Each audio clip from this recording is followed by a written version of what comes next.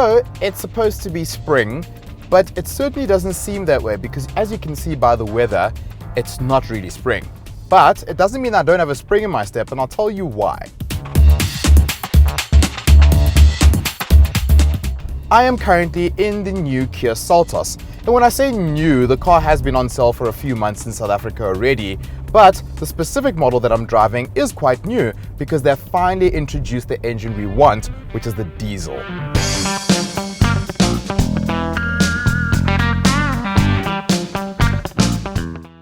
Now, the reason why a diesel is very important in a car like this is because a crossover or small SUV such as this is a vehicle you want to take on a long drive. It's a vehicle you want to do stuff with. And the moment you put an engine such as a diesel in a car like this, it changes the whole characteristics of the car.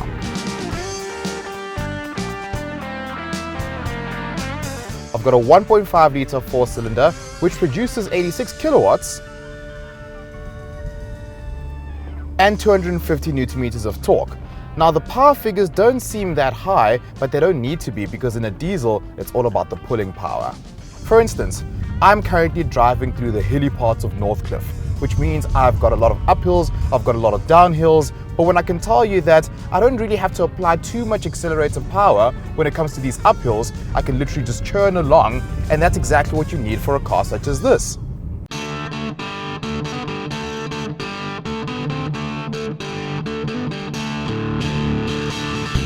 But there are also downsides to diesels, and oftentimes it's because of how the engine feels.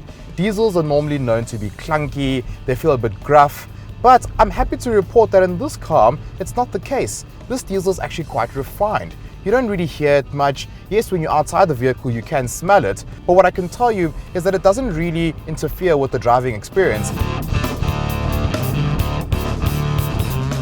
The more we drive Kias and Hyundais is the more you can understand why South Africans love these products so much. Naturally, in South Africa, we are drawn to marques such as the German vehicles because of their good build quality.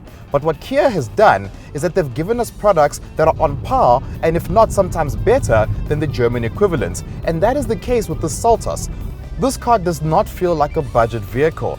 Instead, it feels like the type of car you'd spend more money on than what you're actually paying for it.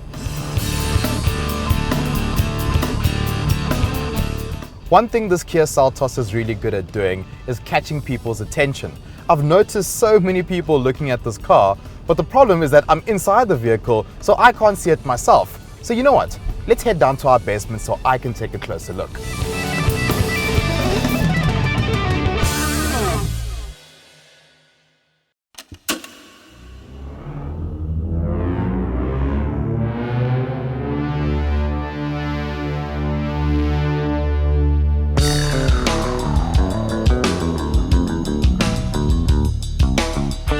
Now that we've got the car down in the basement, it gives me an opportunity to look at this Kia Seltos, and I can understand why many people have been staring at me on the road.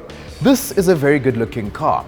Kia as a whole has been very good in terms of creating vehicles that look different to the competition, which gives some more variation to the segment as a whole.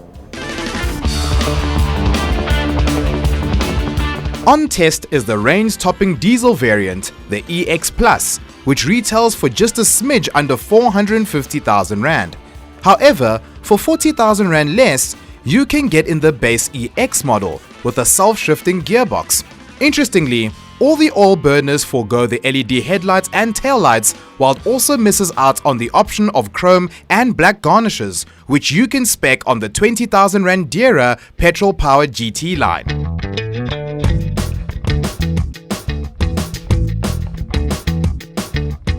One of my favorite aspects of the Kia Seltos is the interior of this car. The moment you step inside here, it feels and looks like a premium product. From the piano black finishes to the silver bits inside here and the materials used, everything feels quite expensive. But one thing I do really like, and it's something you don't get in this segment, is a flat bottom steering wheel, which is not really a big deal, but it just does add a sporty touch to this car.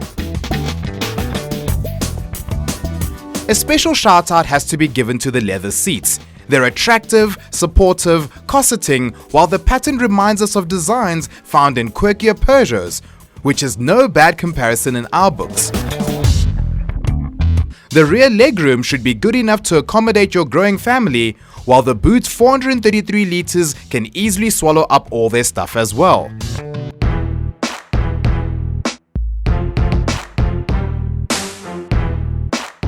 Okay, rolling, smiles, So we're happy to tell you that the Kia Seltos is just as impressive as it was when we first drove it in the beginning of the year. The biggest change, however, in this car is the diesel engine, and a big change it is because it truly changes the character of the car in a very good way. If you were to ask me which Kia Seltos I would buy, it'll probably be this one.